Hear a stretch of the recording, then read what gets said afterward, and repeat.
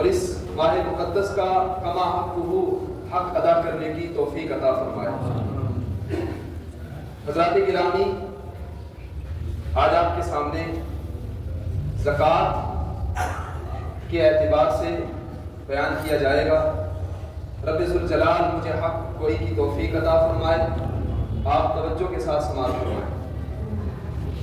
اللہ رب العزت نے قرآن مقدس میں بہت سارے مقامات پر ادائیگی زکوٰۃ کا حکم ارشاد فرمایا۔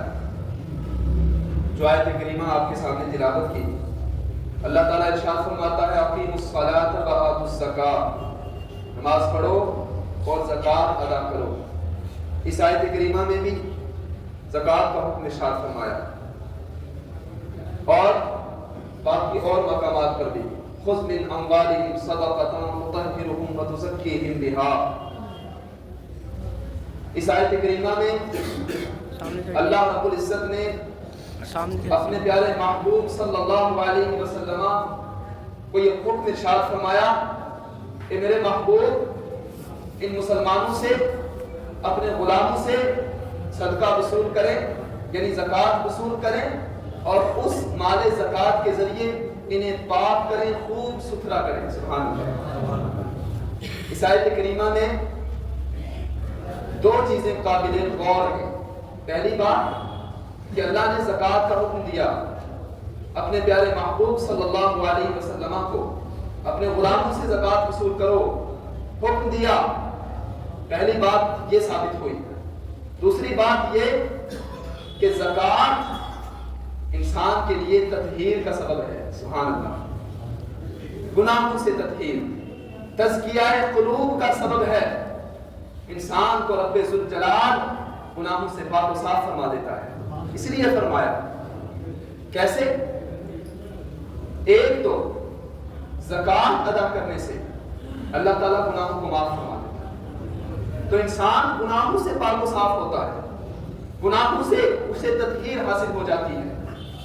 دوسری بات، جو مال زکوٰۃ ہے، جس پر زکوٰۃ فرض ہے، جس مال کی زکوٰۃ فرض ہے، اور جتنی فرض ہے وہ زکوٰۃ جو اس پر فرض ہے ادا کرنا، اس کا استعمال کرنا، اس کا یوز کرنا اس پر جائز نہیں ہے، حلال نہیں ہے۔ جس شخص پر زکوٰۃ فرض ہے، جو زکوٰۃ اس کی بنتی ہے، وہ زکوٰۃ اس کا اپنے لیے یوز کر لینا یہ حلال نہیں ہے، حرام ہے۔ اب یہ حرام مال ہے اس کے لیے، اور دوسرا وہ مال جو اس کا حلال مال ہے، جو اس کا جائز مال ہے، اگر اس نے زکوٰۃ ادا نہیں کی تو اس مال حرام کو اپنے مال حلال میں ملا لیا، جس کی وجہ سے سارا مال جو ہے وہ حرام ہو گیا، آمیزش ہو گئی۔ اس لیے زکوٰۃ مال کی بھی تطہیر کا سبب ہے، یعنی زکوٰۃ ادا کرنے سے مال بھی پاک اور صاف ہوتا ہے، اور اللہ تبارک و تعالیٰ انسان کو بھی گناہوں سے پاک و صاف فرماتا ہے۔ یہ دو چیزیں اس آیت کریمہ سے ثابت ہوئی۔ اور اللہ تبارک و تعالیٰ نے دوسرے مقام پر فرمایا لن تنالوا البر حتى تنفقوا مما تحبون۔ اب مال بھی کون سا اللہ کی راہ میں دینا ہے، یہ نہیں کہ ردی مال، گھٹیا مال جسے ہم خود پسند نہیں کرتے، جو ہمارے لیے یوز کرنے کے قابل نہیں ہے، جس کو ہم استعمال نہیں کر رہے، تو اب ہم استعمال نہیں کر رہے تو وہ کسی کو دے دیا کیونکہ ہم یوز نہیں کر رہے۔ تو ایسا نہیں ہے۔ اللہ کی راہ میں ردی مال نہیں دینا، اللہ کی راہ میں گھٹیا مال نہیں دینا۔ گھٹیا مال، ردی مال، محبوب مال جو نہ ہو، وہ دینے سے آپ کو نیکی حاصل نہیں ہوگی، وہ دینے سے آپ کو ثواب نہیں ملے گا۔ اللہ فرماتا ہے لن تنالوا البر حتى تنفقوا مما تحبون۔ تمہیں اس وقت نیکی حاصل نہیں ہو سکتی، اسے اس وقت تک تمہیں خیر حاصل نہیں ہو سکتی جب تک تم اپنے محبوب مال میں سے اللہ کی راہ میں خرچ نہ کرو۔ تو جو آپ پسند کرتے ہیں، مومن بھی وہی ہے۔ حضور نے ارشاد فرمایا حدیث پاک میں، مومن وہی ہے جو اپنے لیے پسند کرے وہی دوسرے کے لیے پسند کرے۔ یہی کمال ایمان کی یہی علامت ہے۔ کامل مومن وہی ہے جو اپنے لیے پسند کرے وہی اپنے مسلمان بھائی کے لیے پسند کرے۔ تو جو مال آپ محبوب رکھتے ہیں، جو چیز آپ کے نزدیک پیاری ہے، پسندیدہ ہے، جس کے لیے آپ کا دل چاہتا ہے یہ میرے پاس ہی رہے، میں ہی اس کا یوز کروں، میں ہی اس کا استعمال کروں، جو آپ کے لیے قابل استعمال ہے، جس سے آپ محبت کرتے ہیں، وہ اللہ رب العزت کی بارگاہ میں صدقہ کریں، وہ اللہ رب العزت کی بارگاہ میں قربان کریں، تو اللہ تبارک و تعالیٰ آپ کو بے حساب ثواب سے نوازے گا۔ اب اللہ تبارک و تعالیٰ نے اس کا ذکر بھی قرآن میں فرما دیا، کتنا ثواب ملتا ہے۔ اب میں اس آیت کریمہ کا صرف ترجمہ آپ کے سامنے پیش کرتا ہوں، خلاصہ۔ اللہ ارشاد فرماتا ہے ان لوگوں کی مثال جو اللہ کی راہ میں مال خرچ کرتے ہیں۔ اللہ مثال دے رہا ہے، ایک مثال کے ذریعے سمجھا رہا ہے کہ ان لوگوں کی مثال جو رب ذوالجلال کی بارگاہ میں مال دیتے ہیں، اپنا قیمتی مال خرچ کرتے ہیں، اللہ فرماتا ہے اس دانے کی طرح ہے جس دانے سے 7 بالیں اگیں اور ہر بالی میں 100 دانے ہیں۔ سبحان اللہ۔ یعنی اللہ تبارک و تعالیٰ 1 روپے کے بدلے آپ کو 700 روپے کا ثواب عطا فرمائے۔ یعنی اگر کسی نے 1 روپیہ اللہ کی بارگاہ میں خرچ کیا تو اللہ قرآن میں فرماتا ہے اللہ تعالیٰ 700 روپیوں کا آپ کو ثواب عطا فرماتا ہے۔ اور یہ حد نہیں ہے کہ اتنا ہی ہے، اس سے زیادہ نہیں ہے۔ واللہ یضاعف لمن یشاء، اللہ فرماتا ہے اللہ جس کے لیے چاہتا ہے اور زیادہ اضافہ فرماتا ہے، وہ وسعت والا ہے، اس کا فضل بے انتہا ہے، اس کا کرم لامحدود ہے، اس کا انعام لامحدود ہے۔ جس شخص پر اس کی رحمت ہو جاتی ہے، فضل ہو جاتا ہے، اللہ چاہتا ہے تو اور زیادہ عطا فرماتا ہے۔ سبحان اللہ، کتنا بڑا احساس ہے یہ کہ بندے کو اللہ کی راہ میں مال خرچ کرنے کی توفیق مل جائے۔ تو جو حضرات صاحب ثروت ہیں، صاحب مال ہیں، جن کے پاس اللہ نے مال دیا ہے، تو ان لوگوں کے لیے ضروری ہے، فرض ہے ان پر کہ وہ اپنے اپنے مالوں کی زکوٰۃ ادا کریں۔ زکوٰۃ نہ دینا یہ بہت بڑی ہلاکت کا باعث ہے، بہت بڑی ہلاکت کا باعث ہے۔ اللہ تعالیٰ نے قرآن میں فرمایا وَلَا يَحْسَبَنَّ الَّذِينَ يَبْخَلُونَ بِمَا آتَاهُمُ اللَّهُ مِنْ فَضْلِهِ هُوَ خَيْرًا لَهُمْ بَلْ هُوَ شَرٌّ لَهُمْ سَيُطَوَّقُونَ مَا بَخِلُوا بِهِ يَوْمَ الْقِيَامَةِ۔ اللہ نے قرآن پاک میں ارشاد فرمایا جو لوگ اللہ کے دیے ہوئے مال میں سے خرچ نہیں کرتے، اس میں بخل کرتے ہیں، وہ ہرگز یہ گمان نہ کریں کہ یہ بخل کرنا، یہ کنجوسی کرنا ان کے لیے خیر نہیں، بلکہ یہ ان کے لیے برا ہے، بہت برا ہے۔ کتنا برا؟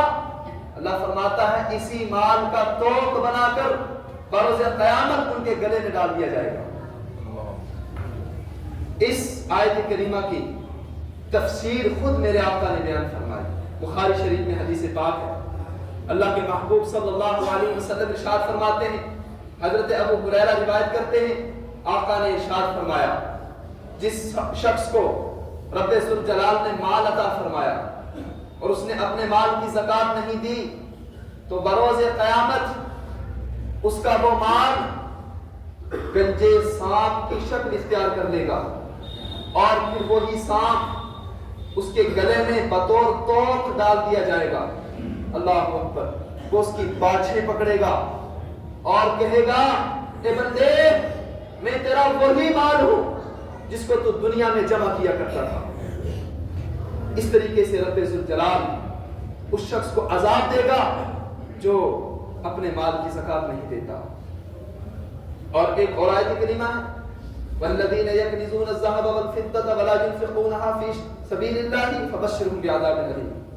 اس آیت کریمہ میں اللہ ارشاد فرماتا ہے وہ لوگ جو سونا اور چاندی جمع کرتے ہیں اس کی زکوٰۃ نہیں دیتے، اللہ تعالیٰ اپنے محبوب سے فرماتا ہے میرے محبوب انہیں یہ خوشخبری پہنچا دو کہ ان کے لیے اللہ تبارک و تعالیٰ نے دردناک عذاب تیار کر کے رکھا ہے، دردناک عذاب، عذاب العلیم، دردناک عذاب۔ تو یہ مال جمع کرنا، اس کی زکوٰۃ نہ دینا، یہ ہمارے لیے اچھا نہیں ہے، یہ بہت برا ہے۔ دنیا میں 4 دن تو عیش و عشرت میں گزر سکتے ہیں، آرام میں انسان گزار سکتا ہے، لیکن کیا یہ زندگی حیات جاویدہ ہے؟ کیا یہ ہمیشہ کی زندگی ہے؟ کیا ہمیں مرنا نہیں ہے؟ کیا ہمیں حساب نہیں دینا؟ کیا ہمیں اللہ تبارک و تعالیٰ سے ملاقات نہیں کرنی؟ تو یہ زندگی جب ایک عارضی زندگی ہے، چند دن کے ہم مہمان ہیں، تو کیوں ہم اس چند دن کی زندگی کے لیے اس آخرت کی زندگی کو برباد کر دیں جو ہمیشہ کی زندگی ہے؟ تو مومن وہی ہے، عقل مند مومن، کہ جو اس زندگی کے لیے آخرت کو برباد نہ کرے بلکہ آخرت کو آباد کرے، آخرت کو آباد کرے، اس زندگی کو آخرت کے لیے قربان کر دے۔ یہی مومن کی علامت ہے، یہی کمال ایمان کی دلیل ہے۔ لہذا اللہ تعالی ہم سب کو اپنے اپنے مال کی زکوٰۃ ادا کرنے کی توفیق عطا فرمائے۔ یہ جو دوسری آیت کریمہ میں نے آپ کے سامنے پڑھی، اس کی تفسیر بھی میرے آقا نے خود بیان فرمائی۔ مسلم شریف کی حدیث پاک ہے، اللہ کے محبوب ارشاد فرماتے ہیں کہ جس شخص کو اللہ نے مال کا مالک بنایا اور اس نے اپنے مال کا حق ادا نہیں کیا، تو بروز قیامت اس کے لیے پتھر تیار کیے جائیں گے اور ان میں جہنم کی آگ بھڑکائی جائے گی، اور پھر اس آگ سے اس کی کروٹیں، ان کی پیشانیاں اور ان کی پیٹھیں داغی جائیں گی۔ اللہ اور حضور ارشاد فرماتے ہیں یہ اس دن کا معاملہ ہے جس دن کی مقدار 50,000 برس کی ہے، یعنی قیامت کا دن، یہ نہیں کہ آج کا دن، 50,000 سال کا ایک دن ہوگا، اتنا بڑا دن، اور اس پورے دن اللہ تعالیٰ یہ عذاب دیتا رہے گا کہ جو شخص اپنے مال کی زکوٰۃ نہیں دیتا اس کے لیے پتھر تیار کیے جائیں گے جن میں جہنم کی آگ بھڑکائی جائے گی، اور پھر ان پتھروں سے پیشانیاں، کروٹیں اور پیٹھیں داغی جائیں گی۔ اللہ، یہ عذاب ہوتا رہے گا۔ اور جس شخص کو اللہ نے اونٹ عطا فرمائے، ان کے بارے میں آتا ہے کہ وہ خوب فربا ہو جائیں گے، خوب موٹے ہو جائیں گے، اور اس کو ایک ہموار میدان میں لٹا دیا جائے گا صاحب مال کو، وہ اونٹ اس کو اپنے پاؤں سے روندیں گے اور اپنے دانتوں سے کاٹیں گے۔ یہی حکم آتا ہے بھیڑ بکریوں کے لیے بھی۔ حضرات گرامی، زکوٰۃ نہ دینا یہ اپنے لیے بہت بڑی ہلاکت کو مول لینا ہے، اپنے لیے بہت بڑی ہلاکت تیار کرنا ہے، بربادی ہے۔ اس لیے مال کی زکوٰۃ دیں۔ یہ نہ سوچیں کہ شاید مال کی زکوٰۃ دینے سے مال کم ہو جاتا ہے، نہیں، قرآن میں اللہ نے اس کو بیان فرمایا تم جو اللہ کی راہ میں خرچ کرتے ہو اس میں اللہ برکت دیتا ہے، وہ خیر الرازقین، وہ سب سے زیادہ رزق دینے والا ہے، سب سے بہتر رزق دینے والا ہے۔ ہمیں اللہ رب العزت کی ذات پر توکل ہونا چاہیے، یقین ہونا چاہیے کہ پروردگار عالم نے ہمیں زکوٰۃ کا حکم دیا ہے، اس میں ہمارے لیے خیر ہے، ہمارے لیے برکت ہے، ہمارے لیے فلاح ہے، کامیابی ہے، دنیا میں بھی اور آخرت میں بھی۔ حضرات گرامی، سیدنا صدیق اکبر رضی اللہ تعالیٰ عنہ کے دور مبارک میں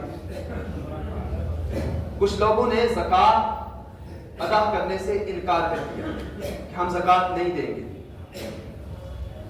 تو سیدنا صدیق اکبر رضی اللہ تعالیٰ عنہ نے ان کے خلاف جہاد کا اعلان کیا کہ میں ان کے خلاف جہاد کروں گا۔ فاروق اعظم رضی اللہ تعالیٰ عنہ آئے اور آپ نے کہا کہ حضرت آقا صلی اللہ علیہ وسلم کا یہ فرمان ہے کہ جس نے لا الہ الا اللہ محمد رسول اللہ پڑھ لیا اس نے اپنے مال کو اور اپنی جان کو محفوظ کر دیا، یعنی اس کے ساتھ جہاد نہیں کیا جائے گا جو لا الہ الا اللہ محمد رسول اللہ صلی اللہ علیہ وسلم پڑھتا ہے۔ تو آپ ان کے ساتھ کیسے جہاد کریں گے جبکہ وہ لا الہ الا اللہ محمد رسول اللہ پڑھتے ہیں، وہ کلمہ پڑھتے ہیں، وہ نماز پڑھتے ہیں، اگرچہ زکوٰۃ کا انہوں نے انکار کیا ہے، کلمہ تو پڑھتے ہیں، اللہ پر ایمان تو رکھتے ہیں، نماز پڑھتے ہیں۔ تو سیدنا صدیق اکبر رضی اللہ تعالیٰ عنہ نے اس وقت ارشاد فرمایا کہ مجھے قسم ہے اس ذات کی جس کے قبضہ قدرت میں میری جان ہے کہ اگر وہ رسول اللہ صلی اللہ علیہ وسلم کے زمانے میں جو اونٹ دیتے تھے اور اس کے ساتھ جو رسی دیتے تھے اگر وہ اس دور میں اونٹ دیں اور رسی کا انکار کریں تو صدیق ان کے خلاف جہاد کرتا ہے، ان کے خلاف بھی جہاد کرے گا۔ اللہ اکبر۔ تو سیدنا صدیق اکبر رضی اللہ تعالیٰ عنہ نے اس وقت جو ہے وہ مضبوطی کا مظاہرہ کیا اور اسلام کو بچایا، ورنہ اگر اس وقت لوگ زکوٰۃ کا انکار کر دیتے اور انہیں ڈھیل دے دی جاتی تو بعد میں بہت سارے لوگ نماز کا انکار کر دیتے تو دین مٹ جاتا۔ تو آپ نے دین کا پہرا دیا، آپ ایک سپاہی بن کر دین کے محافظ بن کر کھڑے ہو گئے اور آپ نے دین کی مدد کی، دین کا تحفظ کیا۔ تو حضرات گرامی، زکوٰۃ دینا یہ بہت ضروری ہے۔ فتاوی عالمگیری میں لکھا کہ زکوٰۃ فرض ہے اور اس کا انکار کرنے والا کافر ہے اور نہ دینے والا فاسق اور مستحق القتل ہے، یعنی اس کو قتل کر دیا جائے۔ اللہ اکبر۔ اور تاخیر کرنے والا یعنی ادائیگی میں دیر کرنے والا، تاخیر کرنے والا، فرمایا مردود الشہادہ ہے، اس کی شہادت قبول نہیں، اس کی گواہی قبول نہیں جب تک کہ وہ زکوٰۃ نہ دے۔ تو جو شخص زکوٰۃ کا انکار کر دے وہ تو کافر ہے، وہ اسلام سے گیا۔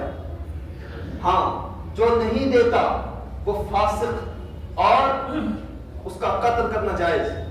اگر اسلامی ریاست ہو تو پھر اس کو قتل کر دیا جائے۔ اب خود آپ اندازہ لگا سکتے ہیں کہ زکوٰۃ نہ دینا کتنا بڑا جرم ہے، اور جو تاخیر کرے وہ بھی مردود الشہادہ کہ اس کی گواہی قبول نہیں۔ حضرات گرامی، انشاءاللہ